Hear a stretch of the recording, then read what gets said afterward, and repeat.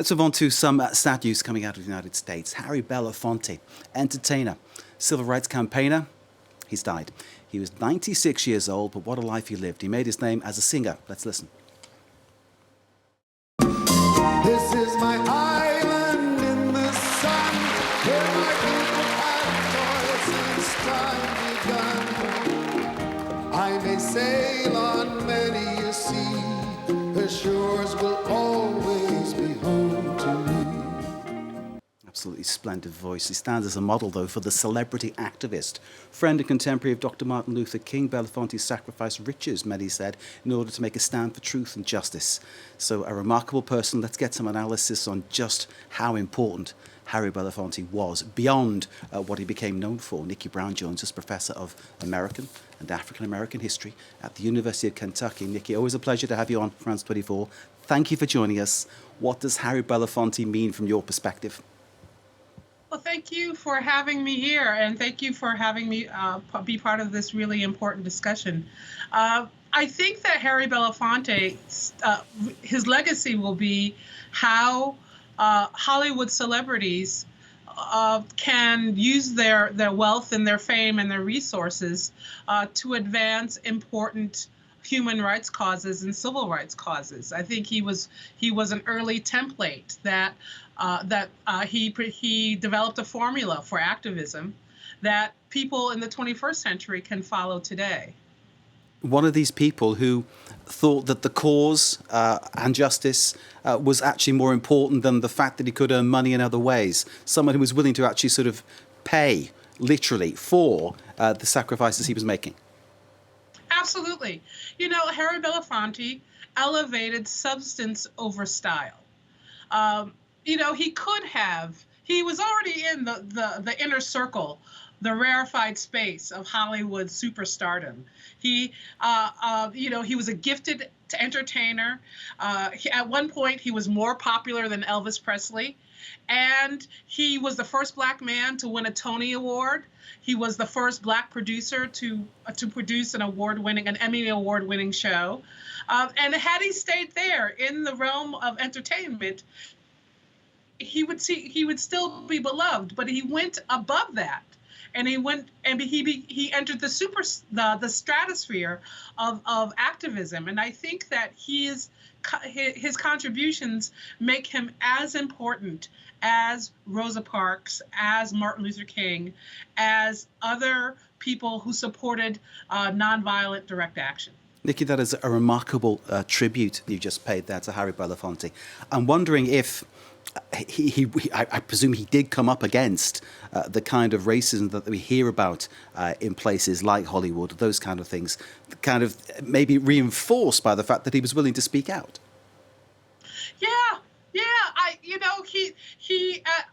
I think early in his career, I think he starred in a movie with a white actress, and he encountered a great deal of hostility due to that movie.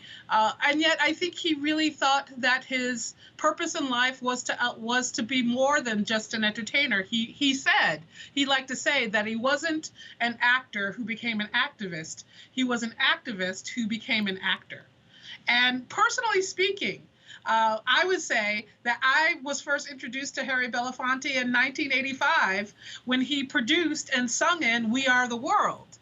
And if we can remember back that far, there was a time when every radio station in the United States played "We Are the World" at the same time. So it didn't matter the genre of music. I think that's the type of impact that he had, and that's one of the things he'll be remembered for. It is a remarkable career that he's had, isn't it? And to think that it began at a time when the prejudice and the barriers stopping Black people advancing were even higher than they are today. Truly, this man is, and it's not an exaggeration, a real giant of every field in which he chose to walk.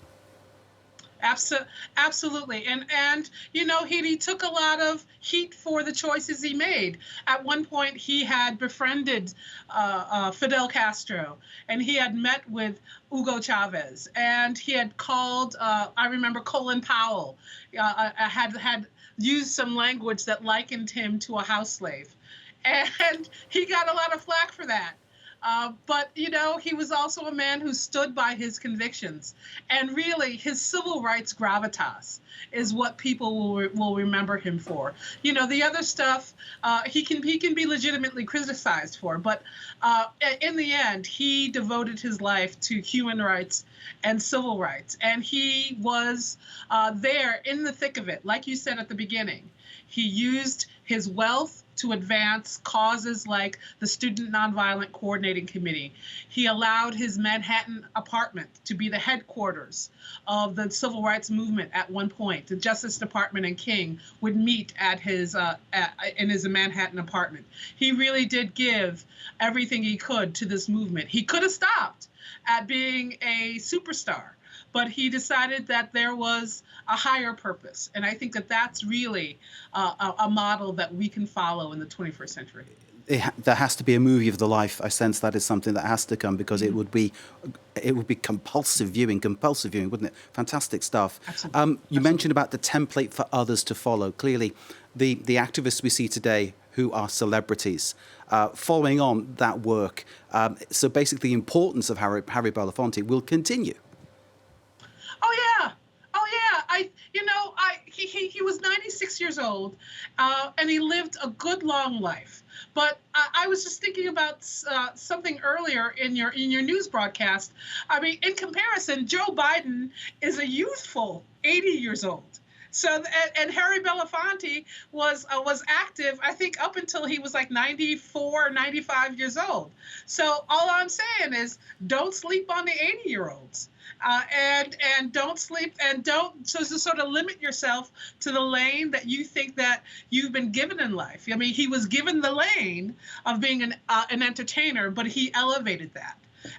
Because of the causes of the things that he believed in. So two takeaways: don't sleep on the 80-year-olds, and think of yourself much more than the lane you've been given.